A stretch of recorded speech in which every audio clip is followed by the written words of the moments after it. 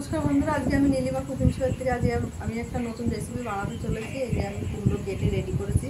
এই কুমড়োর চপ বানাবো। কী করে বানাচ্ছি আপনারা দেখুন। পরিমাণ মতন বেসন গুলে নিচ্ছি।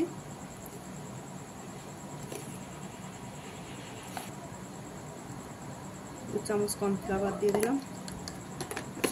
দিয়ে দিচ্ছি পরিমাণ মতন 1 চামচ লঙ্কার গুঁড়ো।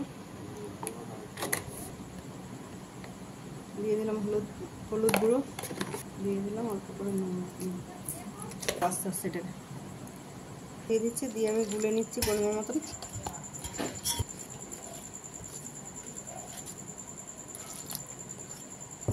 বন্ধুরা আমার এটা রেডি, বেসনটা ফেটানো। আর এবার আমি তেলও বসিয়ে দিয়েছি। তেল গরম হলে এক এক করে ভেজে নেবো আস্তে আস্তে।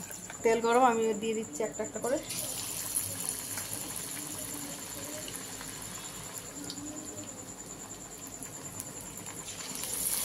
এইভাবে আমি সবগুলো একটা একটা করে ভেজে নেবো। বন্ধুরা এই যে আমার ভাজা হয়ে গেছে কুমড়োর বড়া, কুমড়োর চপ। আপনাদের ভালো লাগলে আপনারা এরকম বাড়িতে বানিয়ে খেয়ে ট্রাই করে দেখতে পারেন। আর নীলিমা কুকিং শোটিকে আপনারা সাবস্ক্রাইব, লাইক, কমেন্ট, শেয়ার করে দেবেন ইউটিউবে আর ফেসবুকে। বন্ধুরা আপনারা লাইক, কমেন্ট, শেয়ার করে দেবেন। আর নীলিমা কুকিং শো বলে পেজগুলো আছে, সেখানে আপনারা লাইক, কমেন্ট, শেয়ার বেশি বেশি করে একটু করে দেবেন।